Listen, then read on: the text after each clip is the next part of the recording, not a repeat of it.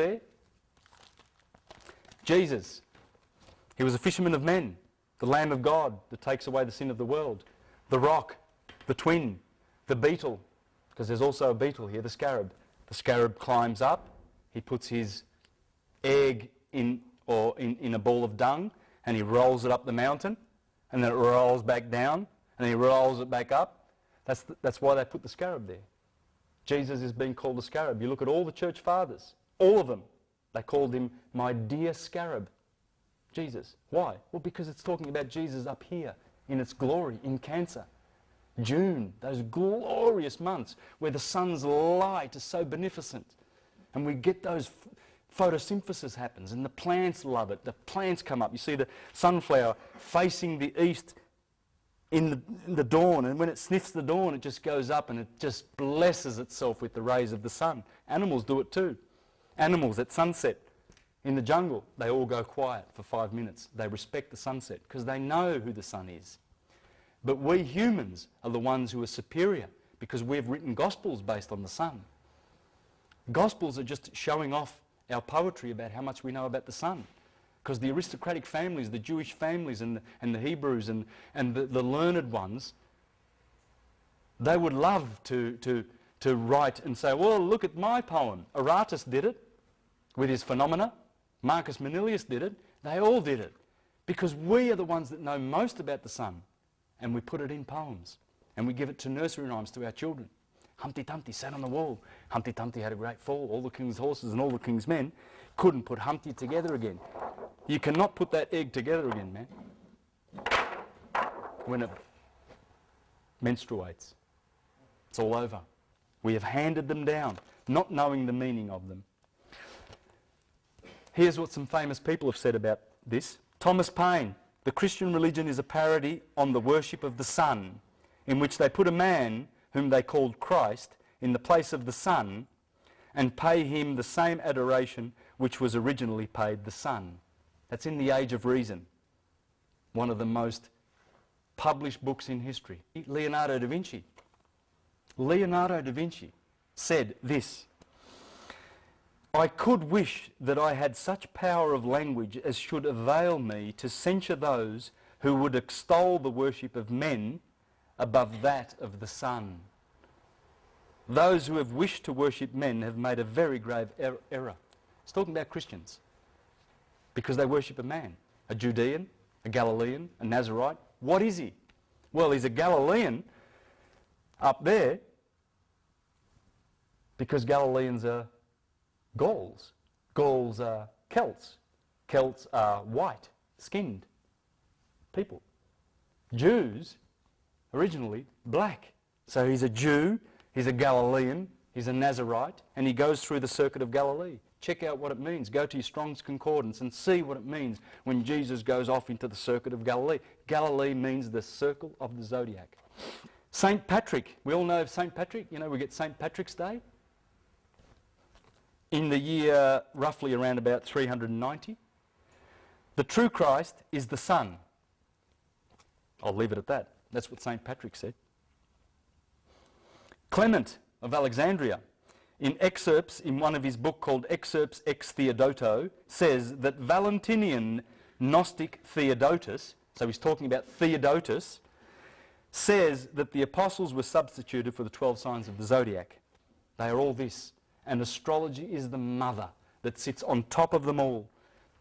Emperor Julian, in his invectives against the Galileans, said this: within 40 years of the Council of Nicaea, we have the Emperor Julian writing the following: it is, I think, expedient to set forth to all mankind the reasons by which I was convinced that the fabrication of the Galileans is a fiction of men composed by wickedness. And he called them beasts, slit throats, because they slit the throats of his mother and father and brothers and everybody. He got the throne, became emperor. In 661, he was killed by a Christian. He was fighting against the Persians. And they pierced him through and killed him. And they said, good, we've killed the pagan dog. But he tried to save us and bring us back to the glory of the sun. And he wrote the most beautiful poems to the sun, of which I'm going to read you some of the beautiful poems. No, yeah, questions later, but I'll just take that because it might bring me back to some good point. Sorry. I'll ask later. Okay.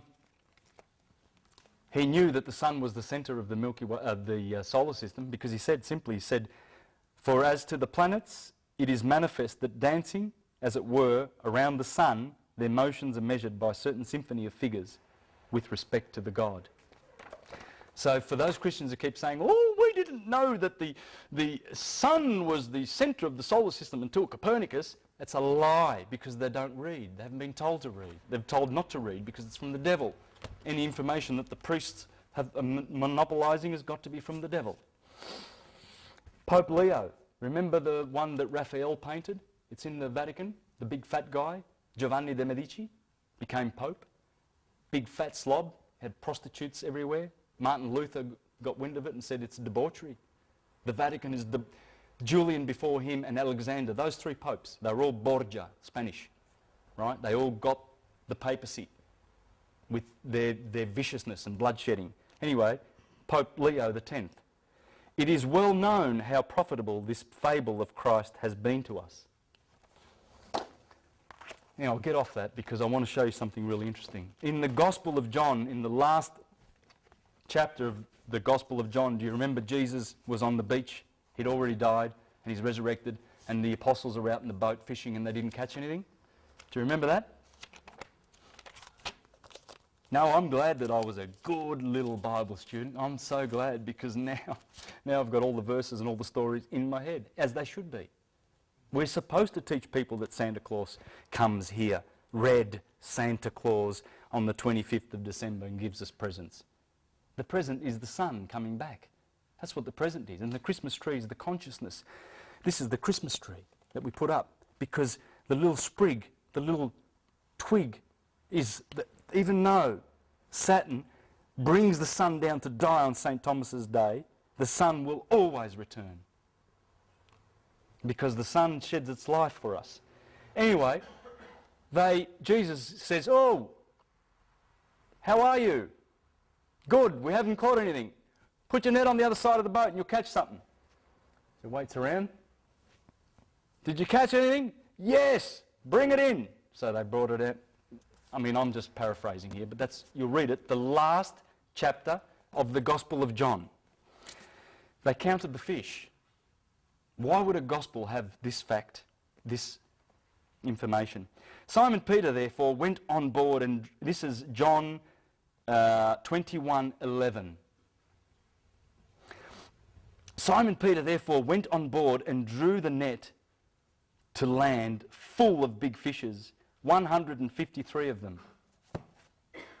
Now, most Christians read that and go, "Oh, isn't that lovely? The Bible just mentions these 153. They must be famous." Does anyone know what the 153 means, man? It's a sacred number. It's the most sacred number. Pythagoras called it, and you know who Pythagoras was? He's the father of mathematics. Forget the rest.